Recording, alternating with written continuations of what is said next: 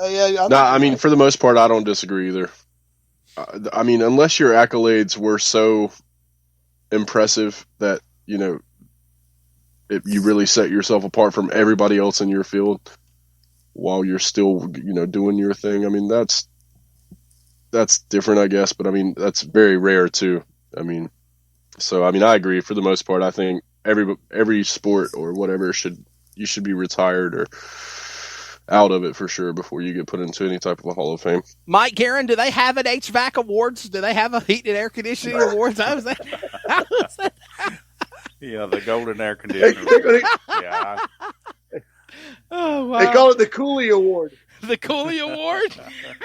Go ahead, Mike. What is your take on that subject? I mean, am I right? Am I wrong? Are we in the middle on this? I agree. And that's what I was going to say about Junior. I love Junior. I was the biggest fan of his father's. Cried like a baby that day he died. Yeah. Yes. He's just not the first round. I mean, he's going to go. But you got Neil Bonnet on there and Harry Gant, old school guys that were racing when Junior was a baby. Yes. It's their turn. And you know what? I'll say this, too, and continue on this subject about the Hall of Fame.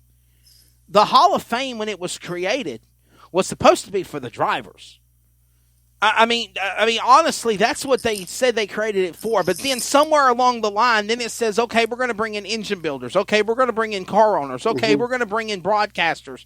And I have nothing wrong with, God rest his soul, I met him twice in my life, Barney Hall or Ken Squire being in the Hall of Fame. The only problem I have with Ken Squire being in the Hall of Fame, as I said, elaborate on, he's still an active member of NASCAR.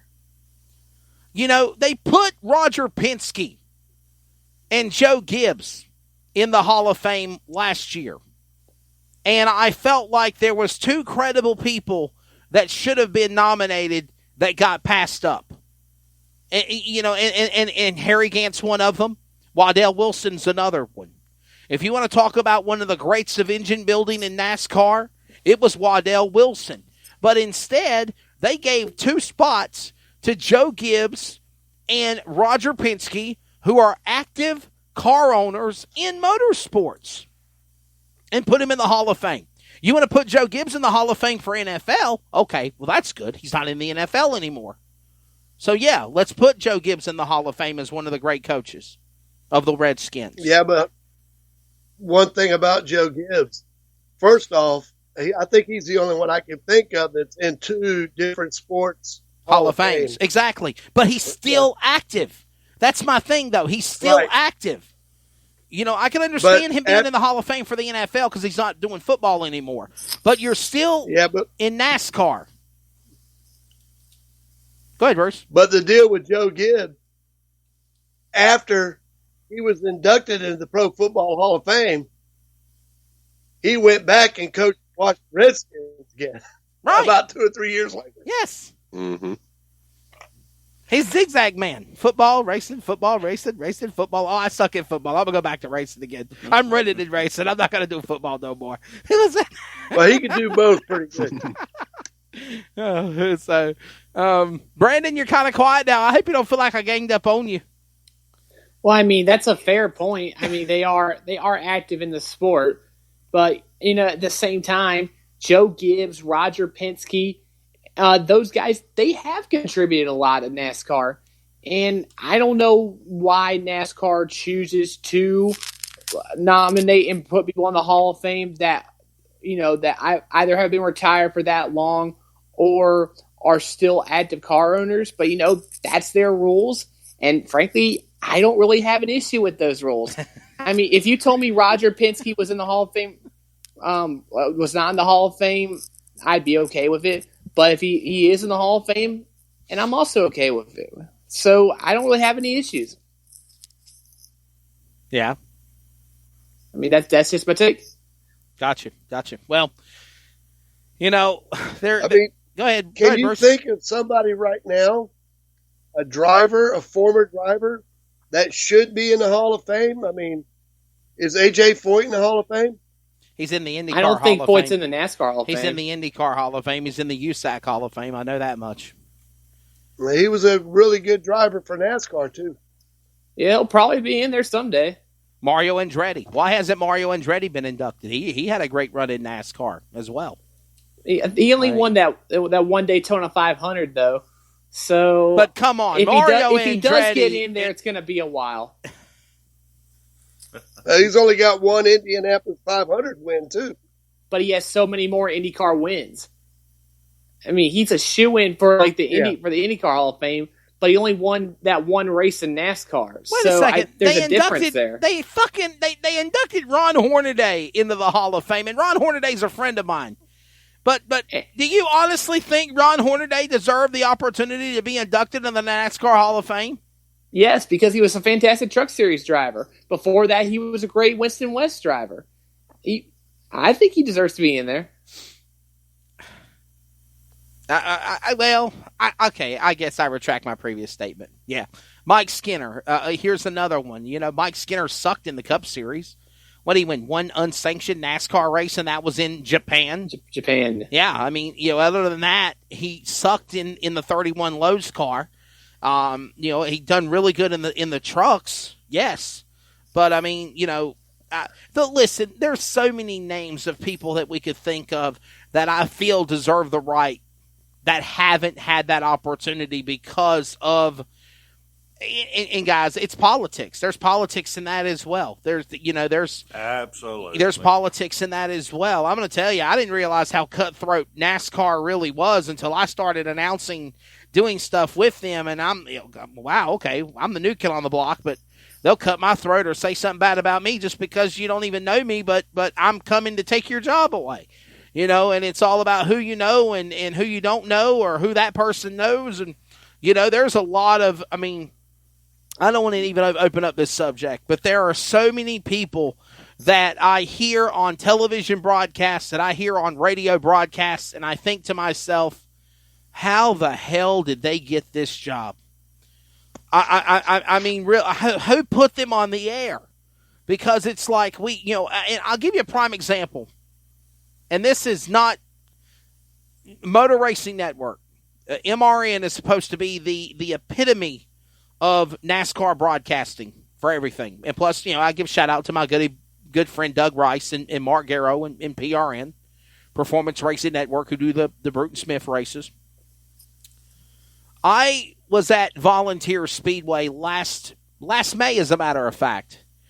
The race got rained out for a fast track race at Volunteer in Bulls Gap, Tennessee. So the race got called because of weather. It was the All-Star race at Charlotte. And I listened to probably 30 minutes of the broadcast while I'm packing up my equipment, getting ready to pack. And it was absolutely horrible. And this is MRN broadcasting. The turn announcers were just not on their game, except maybe Dave Moody. Because Dave Moody's paid his dues. I respect Dave Moody. And with the exception of people like Jeff Striegel, Alex Hayden, Mike Bagley, all of these other guys, Winston Kelly, Steve Post, I have respect for them. But all these other peons that they've got that have got hired into the company, what were you thinking? Okay, well, because my name is Vince Welch, I'm going to bring in my son, and he's going to do a really, really good job. And in my opinion, that guy's horrible than the father that works on Fox.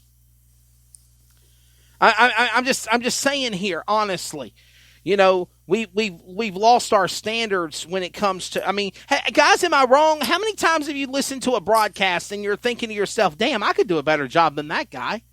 Football, baseball, basketball, racing, it doesn't matter. Well, not everyone can be Jim Nance. Jim Nance. Or, or Howard Cosell. Yeah, either Jim Nance, Joe Buck.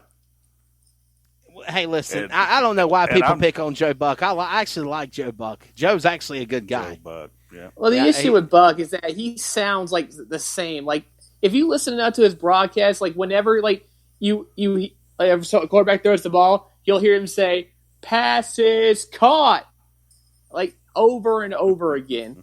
Like I've actually picked up on that recently.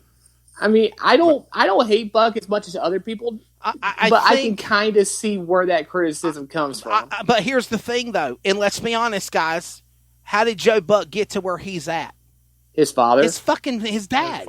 His dad. Yeah. Bob Buck. Yeah. Which goes back to J.L. Earnhardt Jr. Right.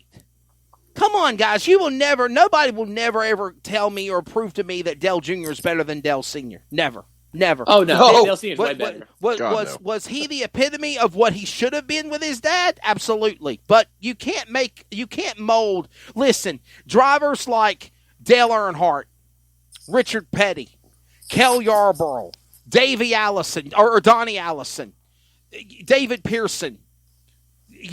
These drivers are a dime a dozen. They're a dime a dozen drivers. You do not, and I would even throw Jeff Gordon and Jimmy Johnson in the mix here with these talent, and Kyle Busch. They're a dime a dozen. They are a dime a dozen. You do not find these caliber talented drivers just out of nowhere. You don't. And Dale Jr. did not have the goods like his dad did.